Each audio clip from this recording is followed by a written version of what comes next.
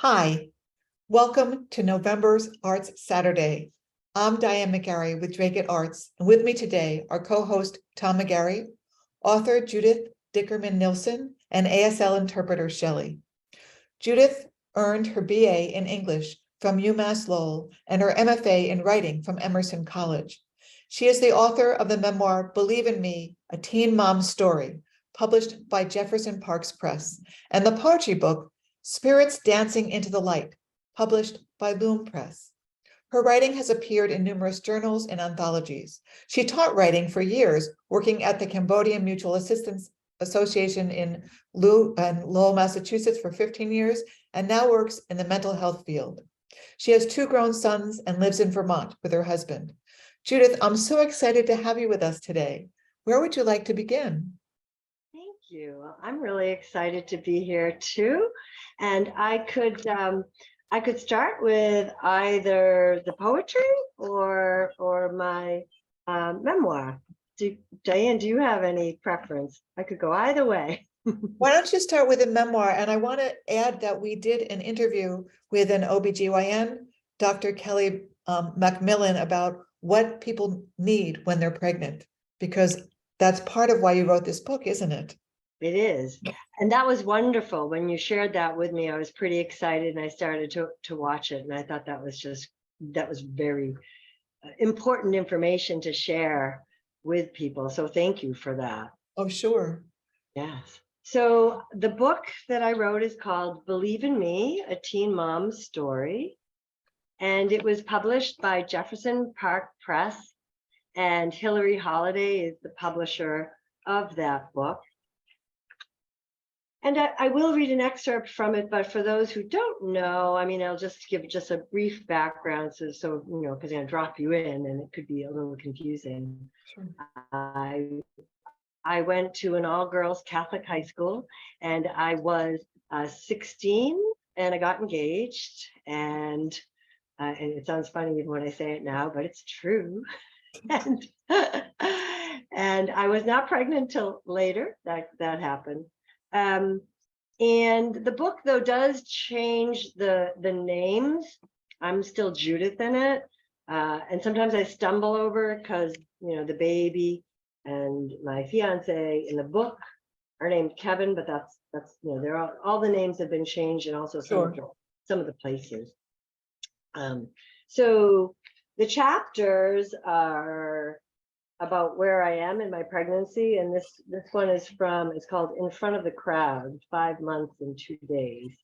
And I'm going to just start in the middle of it, so I was, like I said, I was a cheerleader, and I'd already quit the team at this point, and I had gone to watch them. So the cheerleaders stood around talking about Tammy and how this was just like her. I chimed in, reminding them about what happened during football season, how she didn't seem very committed to the team. We can't cheer with only 5 people, Amy said. The rest of the girls are at the hockey game. During basketball and hockey season, we split the team in half if the games happen to fall on the same night. I was leaning against the wall by the trophy case. Sally looked over at me. I have an idea, she said. I know someone who knows all of the cheers. Next thing I knew, I was in a bathroom stall putting on the uniform that I'd planned to return. Does it fit? Sally asked. She was my friend from way back.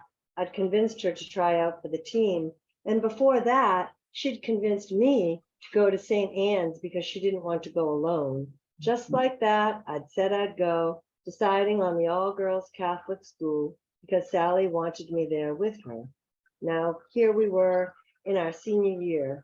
She was waiting to hear back from colleges she'd applied to, and though I'd done well in school on my SATs, I had to put college off. By September, I'd have a 4-month-old baby to take care of. Hey, does it fit? She called again. I stepped out of the stall. It's a little tight. It's a good thing these basketball uniforms aren't made out of wool, like the football skirts. These stretch, but I need some help. My belly was still small with just a slight baby bulge. The tight uniform functioned like a girdle. Joined the others in the hallway and they bustled around me, joking about my new voluptuous figure. A couple of them touched my stomach. Okay, I said, taking control. Let's practice the halftime cheer. I haven't done this for a while. But that wasn't quite true. I still practiced in my room sometimes where no one would see me, and I could still do a split right down to the floor. While we were practicing, Mr. O'Brien and Kevin's brother Richard walked in. They were there to watch Randy play, Kevin's younger brother. I don't know if they saw me, but they didn't acknowledge me if they did. They went straight into the gym. When it was game time, we went and sat on the lowest bleachers on the sidelines. The referee tossed the basketball in the air and the two centers jumped. The ball went toward our basket and we immediately broke into a defense cheer, clapping as we yelled, "Take that ball away. Hey, take it away." Still remember the cheers. All these years. Our cheering advisor, Mr. King, came in just after the game started. He knew I was pregnant because I had to tell him when I quit the team. He looked pretty surprised when he saw me cheering with the other girls. Oh, and I should say too, I'm 5 months and 2 days pregnant. The boys' sneakers squeaked on the floor when they stopped short or turned fast to chase the ball. The game moved quickly, the boys taking the ball up and down the court, and the crowd cheered when our guys shot the ball into the net. At halftime, we took the court, threw our bodies into the air, and shouted out our cheers to support the team. I loved the excitement of performing in front of a crowd. I'd started cheering in 4th grade for Pop Warner football, and I'd cheered 3 football seasons for the Wildcats, plus 2 basketball and hockey.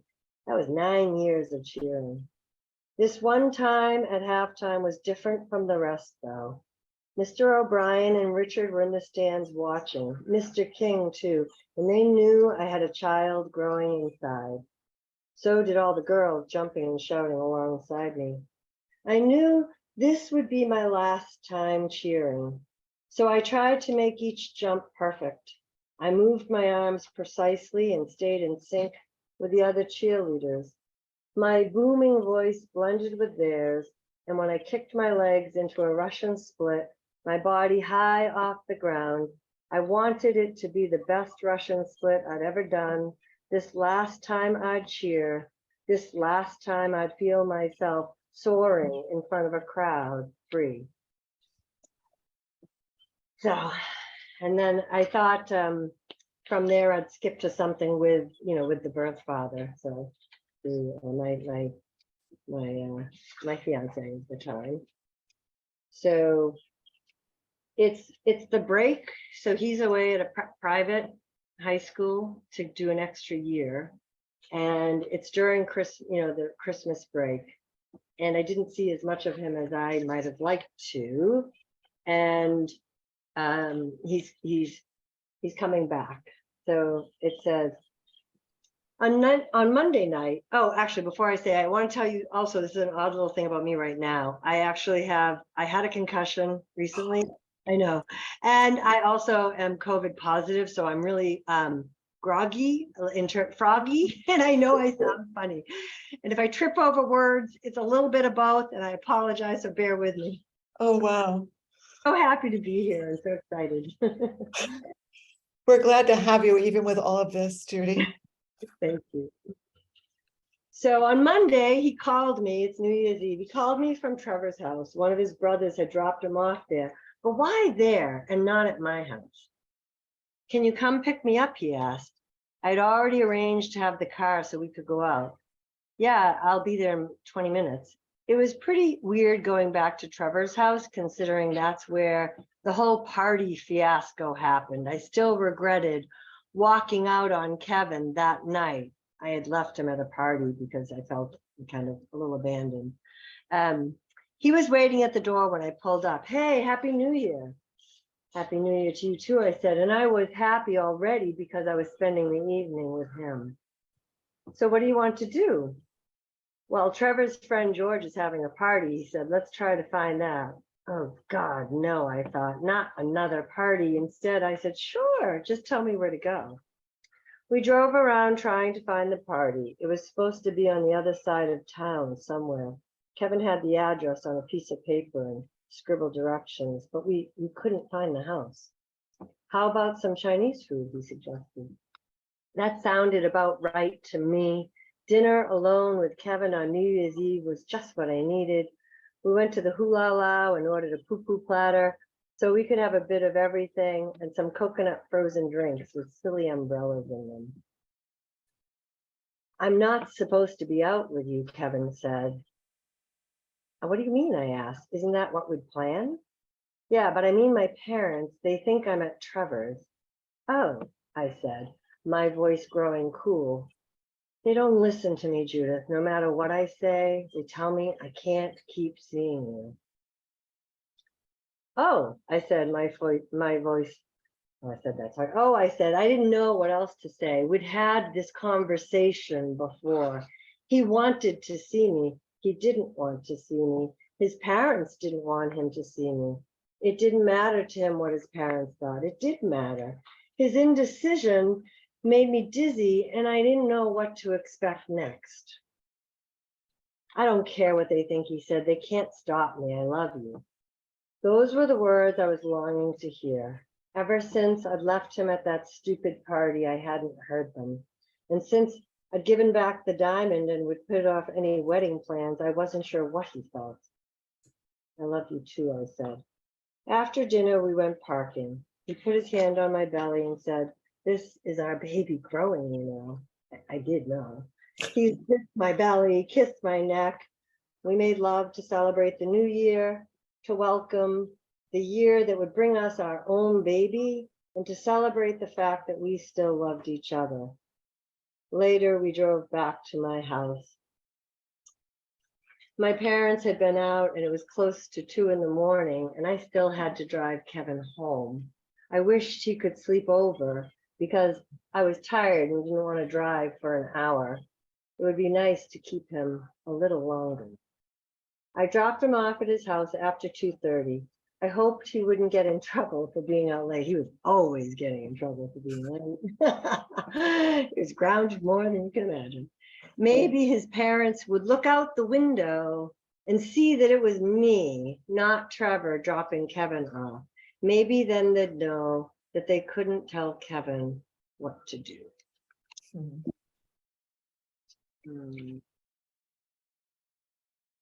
And I'll read one little section to then wrap that piece up. You know, it's a little later, you know, chunking it out some. So, I've gone back to school and I have to go back in maternity clothes. And remember, we wear uniforms and you get detentions if you don't wear uniforms. So someone asked me why I wasn't in uniform. And I actually finally figure I'm going to have to answer this, aren't I? I have 4 more months to go here. And so I just said I'm pregnant. You know? So later that day, it's dinner time at home. At dinner time, when we were just sitting down to eat, the doorbell rang. It was Kevin. I brought the diamond, he announced as he came into the living room. Kevin, I practically pounced on him. I was so happy to see him. He told me he had to leave by 8 because he was going out with Trevor. I didn't care. He was here with our diamond. We sat on the couch and he slipped the ring back on my finger where it belonged. I do love you, Judith, he said to me softly. And I am going to marry you someday. Right then, it didn't matter to me when, just the fact that he was here was enough. Why don't you have some dinner with us, I asked. He joined us, my mom and dad, and I got a plate for him and we shared one of my mom's meals. It was simple meatloaf with potatoes, gravy, and corn, but having Kevin made even a simple meal special. When it got close to 8 o'clock, I reminded him about his plans to leave and see Trevor. I didn't want him to go, but I was afraid he'd get mad otherwise. Do you want to go see a movie or something? What about Trevor? Tough, he said, surprising me. Yeah, he had his mother's car, a new Mercury, and he asked how I liked it. Nice, I said. Not as nice as your dad's Cadillac, but it's nice. We went shopping because I needed composition paper for my term paper and cigarettes. I still hadn't kicked the habit, and the GYN wouldn't have liked that so much. We didn't go to the movies though. And instead we went to our usual parking lot. We both cried when we talked about his parents. It was hard on him having his parents so set against us. He wanted to feel the baby kick, but when he held his hand on my stomach, the baby didn't move. She must be sleeping, I said. He must be sleeping, Kevin corrected. You never know, could be a Jessica. Yeah, or my little Kevin, he said. If I had a girl, would name her Jessica, and if I had a boy, would name him Kevin after him. We loved each other and held each other. And later we went to Friendly's ice cream for Sundays, and it felt like things were all right with us again. When he dropped me off, he said, we should go skiing on Sunday, and then he kissed me goodbye. Afterwards, I wanted to think about our night together, remember how good it was to hold him, but I had to concentrate on my term paper and stayed up until 3:30 in the morning. I was exhausted but happy. I was engaged again, and just like the first time he put the ring on my finger, we'd gone to Friendly's on this occasion too, to celebrate. I was smiling when I finally dropped off to sleep. Part of those sections that I read, for me also speak to, the paradox of being so young and at the same time on the cusp of becoming a parent. Mhm. And the challenges about, his family, especially. And, Tom, I think you brought that up last time when we spoke a little bit about just imagining how that must have been really hard. And also, Diane, you brought up choices. It's still, I reflected on that some. And, a lot of the book was also, clearly about the choices he made, the choices I made. And, in the title, Believe in Me, it has a couple levels to it. One, because we had a strong faith in God, so it's that. But interestingly, he wrote to me all the time from school, and he started scrawling at the end, believe in me. And so it was this thing that he repeated to me over and over. And of course, I really wanted to. So. Yeah, that's such a hard thing. I'm sorry, I can't put us on and you at the same time for some reason today, but because you're both on the cusp of adulthood, but you're not adults yet. And yet you're being thrown into adulthood through parenthood, right? And the choices you make about parenting. Yeah. It's mind-boggling, especially I didn't become a parent until I was 40, and the perspective at 40 is so different from the one you had as a teen. It just, and it's interesting because I think, when I wrote the book and read the journals and read all the letters again, and it brings you back.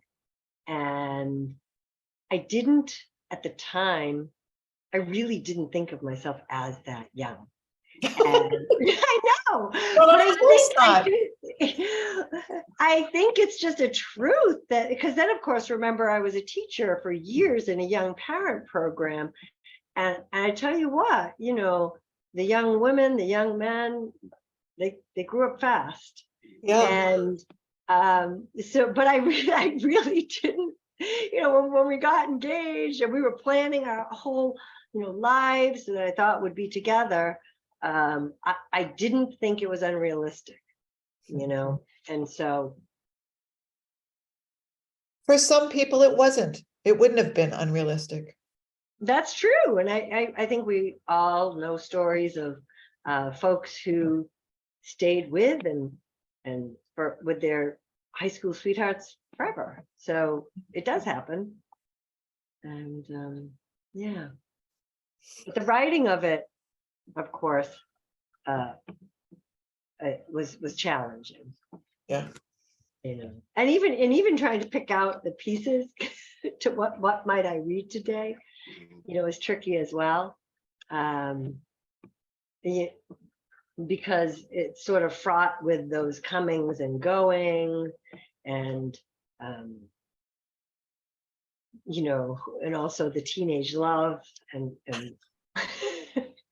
which I truly do still believe, and it's part of towards the end, you know, that love endures, and even when you know, you may not be with someone, I do actually believe when you love someone that it remains, you know, it's in your heart. It's different when we lose people to death.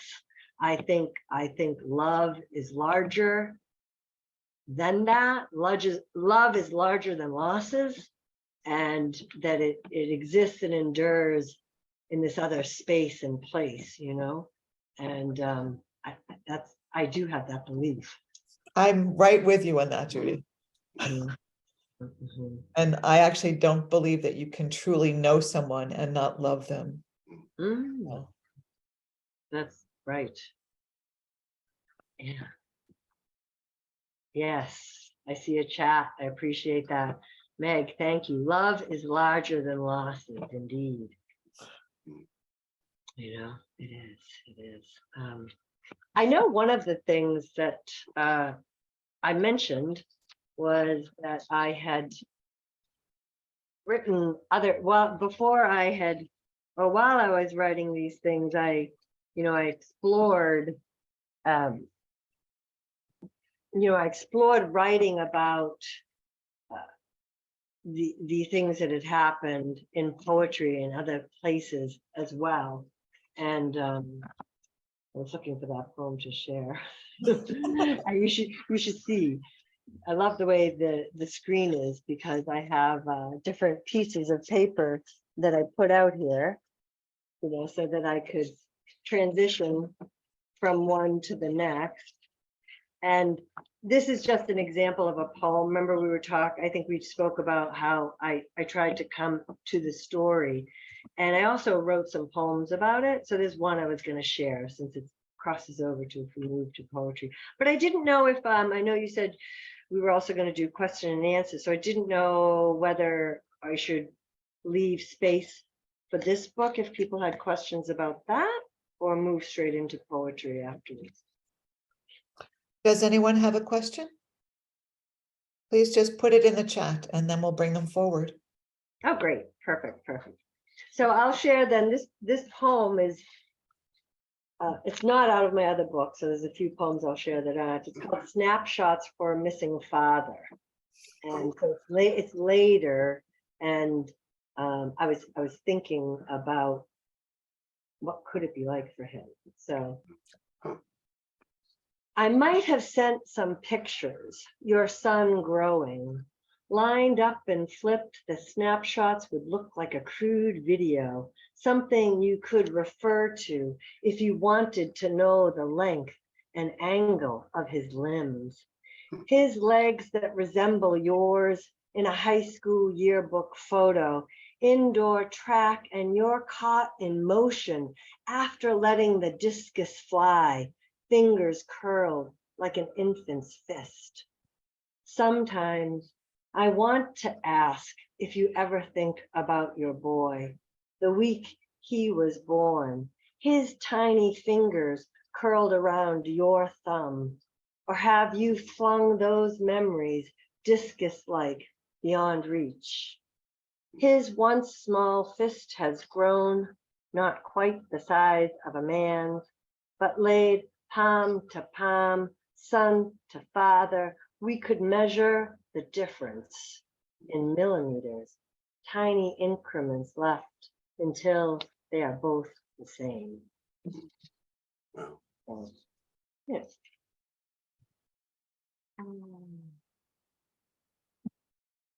So I'm going to move into some poetry, and I thought what I'd do is read a couple of newer pieces, and then move into the spirits dancing into light from the Loom Press.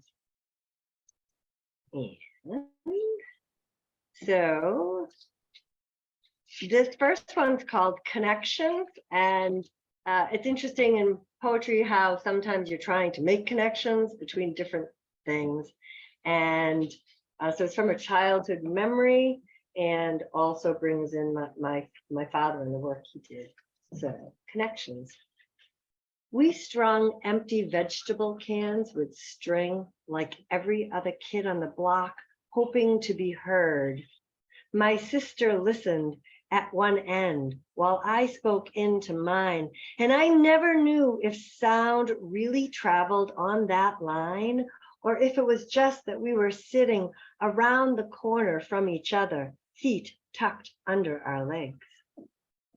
Dad worked for the telephone company in an office high in the Prudential building. He was in management, wore a suit and tie, but whenever the union went out on strike, he would dress like a worker and climb poles. Mom didn't pick Dad up at the train those nights because he came home with a company van, white and filled with tools. He had a strange black phone to test wires, voices miraculously emerging. I didn't know the intricacies of this engineering, but I was in awe of my father who knew these secrets. He seemed like a seer who could see and hear all. Wow. And and it's funny because what I've also found is sometimes I'll have poems that are, so many poems that are half finished, or I thought they were finished, and if they haven't been published yet, I look at them and go, ooh, and then I tinker some more, or I completely change it. And so, and I had this a teacher back at Emerson College, Bill Knott. I don't know if anyone knows him, but this is a great story. He was an amazing poet who is unfortunately passed, but he was never satisfied with his work. And I went to one of his readings once, and he did this all the time. And he was handing out pamphlets that he had stapled together, and they were poems that had already been published, that he had scratched things out and changed them, and he was giving them as gifts to us. And it was beautiful and wild, so and it sort of stuck with me that I'll pick something up and think, gosh, especially if it's already out in the world, think, so sometimes you have to, let them go a little. Yeah, like your babies, right? Your children, you just have to let them launch. Oh, my boys are grown men, strong, grown, wonderful men who, and so yeah. They're still always, I used to always say when they're, big, I think I probably still said, big grown men, I'll say, oh, but you'll always be my babies, because they're mine, ours, you know what I mean? Sure.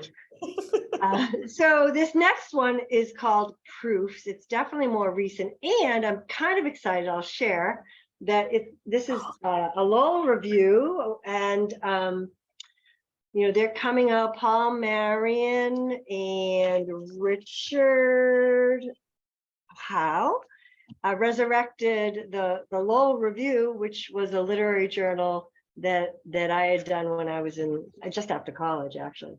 And I was super excited that they were doing that.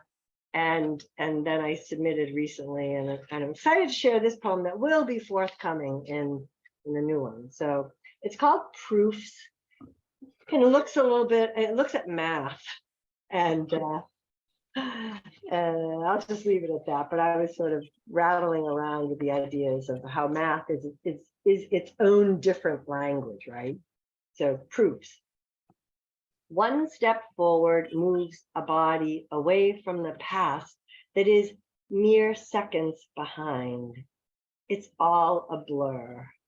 Moments line up like pencil dots placed on a page that become the distance distance between point A and B. Mathematical truths reveal corners in a room, rectangular door frames, square windows, the circular moon.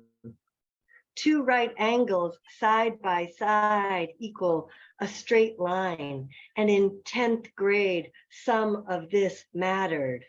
There were proofs to write and mysteries to decipher from a language unlike the ABCs. Perhaps there are absolute surfaces, correct answers, stars across the page. So, yeah. Just really, the ABCs versus the math.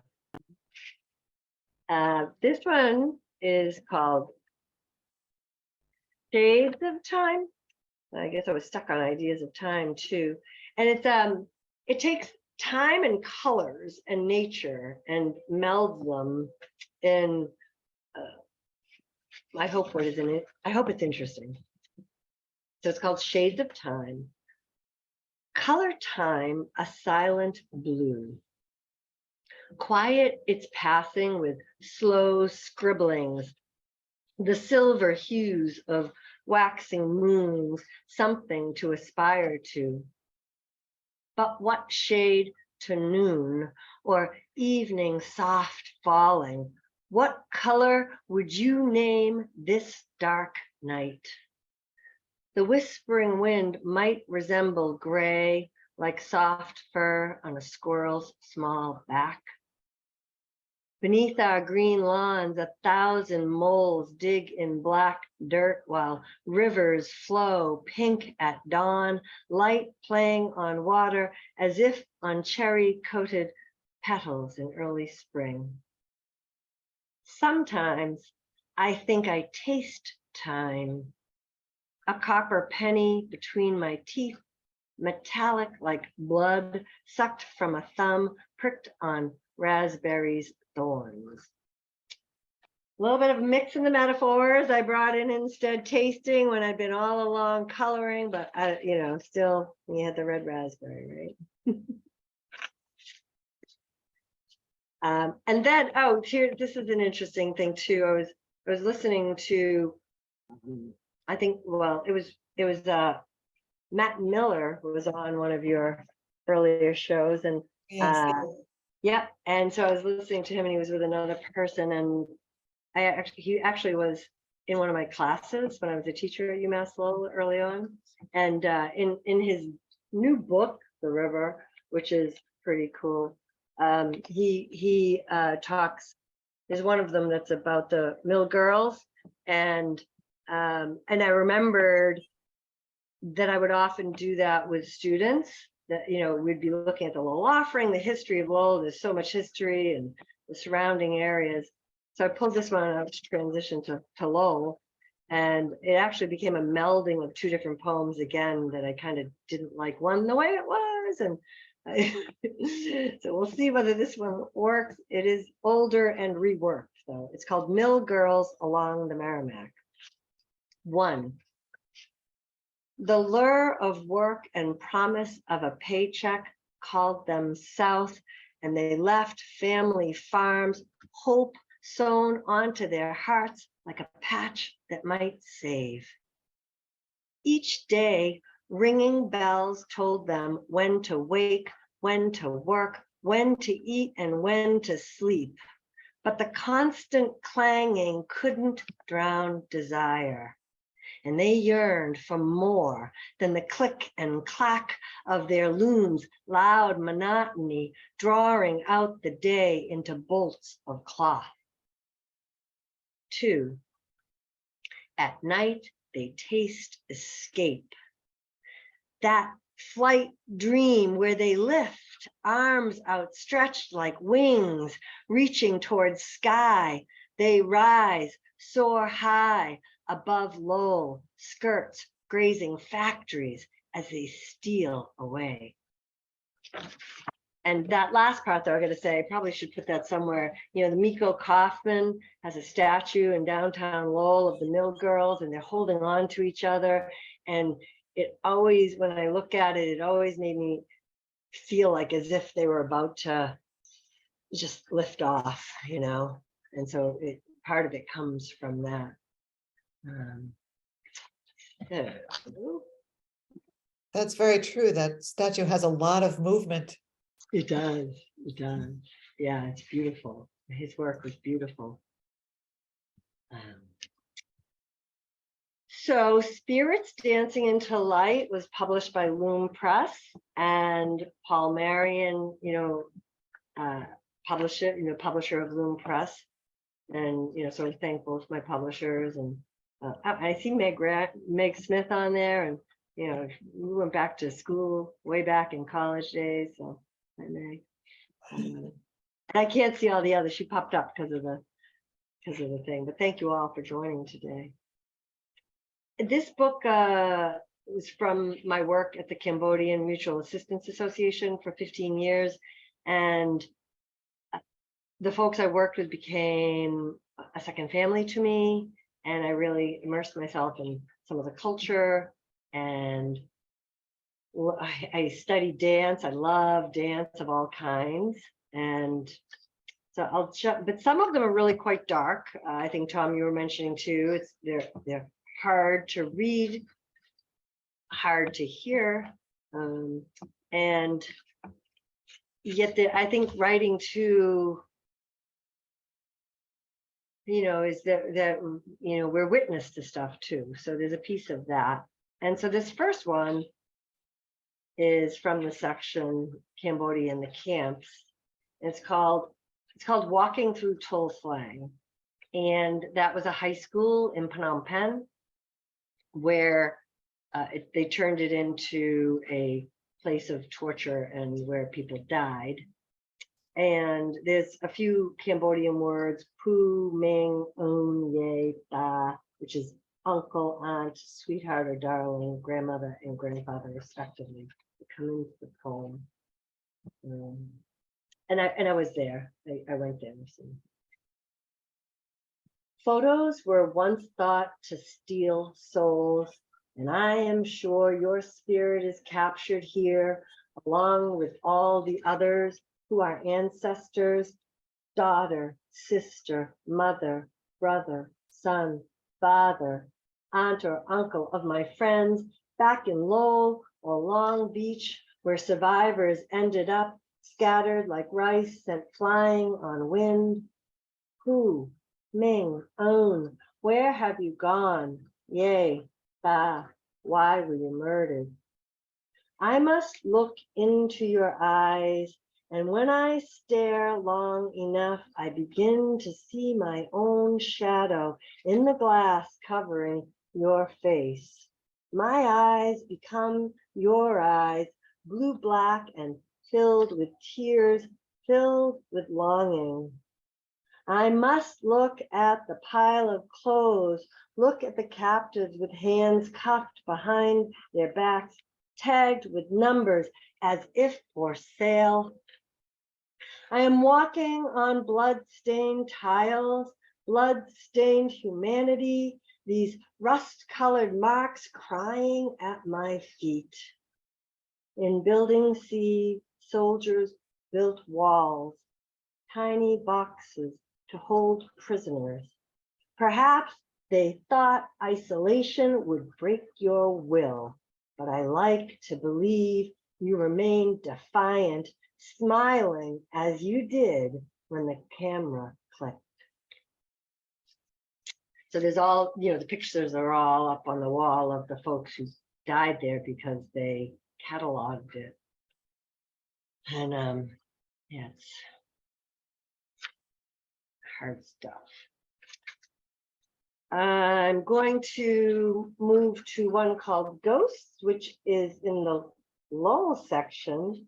And it's interesting, the Cambodian culture really values elders, and that's why they have, I would call someone who's older than me, depending on relationship, Ming, for auntie, or maybe yay if they're quite a bit older. But at the same time, you know, in our culture, sometimes elders aren't always as valued. And so there's stuff about age in here, but it's called ghosts. Oh, sorry, some Cambodian words. Loy means money. On is there again, which is, you know, the darling Ming, and which is an older relative. All over the city, workers climb into white vans that wait at curbs, hand their money to the drivers, and do not argue about price because their factory pay comes in cash in an envelope with barely enough loy to make rent. Some feel lucky the driver still stops for them. Just last week, new girls stepped in, filling the van with light chatter and laughter that made the driver smile. He might call them own, as if they were his darlings. And when they leave the city, crossing bridges that span the Merrimack, other older ones, Ming and are left looking out windows like ghosts disappearing behind curtains. So all over the city, folks, you know, who were working in the factories would, you know, would get picked up to go to work, and that, you know, that image, and knowing that was something that was happening. Some people would get left behind. It was hard. So sometimes I write about things that happened quite a while ago. Again, it can take me a while to revise, but also remembering these books came out amazingly a decade ago, right? So yeah, so that's exciting. But this one's called The Rivers Pull, and it's based on a true thing where a couple of young brothers went into the river and didn't make it. So it's called The Rivers Pull, and it also references a belief in a river monster. In Cambodian culture, they believe there are some water monsters too. So that's it. That's Jernga. The river swallows drunken men and small Cambodian brothers, but rats swim and the swift current carries lighter things. A styrofoam cup and a child's broken doll bob along the surface. A grocery carriage sticks out from water, its crisscrossed metal like a cage, like the fence ripped back where the two boys slipped through. Curious, they felt the river's pull. Maybe one held a stick to watch the wake created by its drag. Maybe an ancestor drowned in the Mekong and longed for company. Or maybe it was Jernga, river monster, lurking there. Now, a mother walks the edge, thinking she hears her children's cries. It has been 100 days, and she knows she'll meet their spirits here. She brings rice so her young boys won't go hungry. She has heard them calling in her dreams, seen their round faces at the window like full moons smiling, and now she comes to greet their ghosts, sprinkling grain to lead them home. I mean, that, yeah, some of, as a mother, you know, or just to think of that, you know, it's part of the culture as well to offer food to the ancestors and things like that. So that's in there.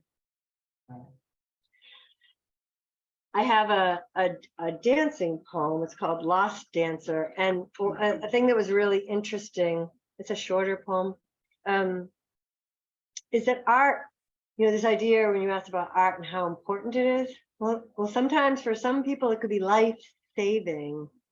You know, the gentleman I knew, Arnchon Pond, who did Cambodian living arts, and his flute saved him. and dancers, during the time of genocide, there were things that might save you. So this being aware of that fact is sort of, and then I imagine something. Then also remembering that I really did learn some of the Cambodian dances myself and work closely with those dancers. So this one's called Lost Dancer. She used to dance in silken skirts of gold, rolling her long black hair into a bun and becoming an Apsara goddess gliding across the stage, across a bridge to a past nearly lost in genocide. She survived because she knew the blessing dance, because she knew when to be silent, when to answer, and when to move slowly. The lilting sound of music and the beat of her feet padding across the floor saved her.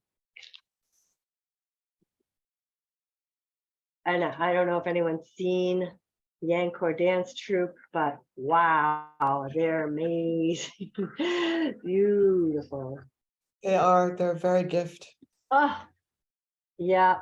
I love to watch it. I love the folk dances, the coconut dance, and there's a lot of them. And then the very, very, it's like, it's like ballet, classical dance, right? Yes. So this, and I also, some of my poems on the page are prose poems, right there. And so it sort of bridges like a narrative, and poems can be images, or sometimes they have a narrative. A lot of these have a narrative. So this is also based on something that happened in Lowell, where a young woman was killed, and it's called Intersections. And I was really near where I work, that area. So, all right, Intersections. Actually, I'm gonna take a sip of something. So one moment. Thank you. At the corner of Cross and Willie, a car idled before midnight, before parents might worry about a daughter out too late. And what happened next happens in cities everywhere. Swagger of an enemy coming up slow as if to chat. But the gun leveled through an open window put an end to that hope. Blood running from her head. She wasn't even the target, just along for the ride. On Suffolk Street, friends dumped her like garbage and drove away. Yes. Yeah. And I think I'll read a lighter one from the Lowell section, and this is more image, right? Images, and Branch Street is a lovely section of Lowell. There's lots of little markets, and so it's just about that snapshot. Branch Street. Temperatures rise and sultry days remind of another place, Cambodia, where humidity hangs like a wet blanket. Here in Lowell, in Cambodia town, fluorescent signs glow, advertising bubble tea and Apsara jewelry. Outside the market, a man sells corn, back of his pickup piled with gold. And Yummy Express has fast food, even though the day moves slow. A woman walks by, pushing a carriage, her bright red sarong and wide straw hat protecting in this heat. Wow, nice. Thank you. Thank you. Yeah. You paint such beautiful images and pictures. Yeah, little details really evoke being there. There's just enough of them. Oh, good. Yeah, one hopes, I think the task of, when we're writing and there are images in our head or sometimes a line, it's hard to know what's going to end up on the page or through the different iterations, and the sound, for me, it's a lot of sound too. And you never know whether or not whether it comes across to a listener. There's sometimes there's really formal structured poetry where things get repeated or they're following, whether iambic, pentameter, and rhyme. And I do play with some of that, but I would say a lot of my poems have more internal rhyme and consonants and assonance, all of those things we like to talk about and use. When you read your poems, the rhythm really comes out. So that must be how you think of it or feel it or something. Could you just say a little bit about that? Yes, I can. So first I'll when I'm writing, I might write out a line or two or three, and I do read things out loud to myself, so I'm hearing it too.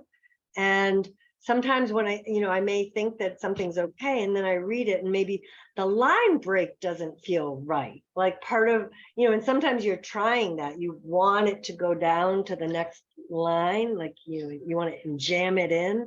And so you're using punctuation so when someone comes to your poem on the page, you're using the punctuation to help them to know like what was in your head and how they read it. You're not always stopping at the end of a line.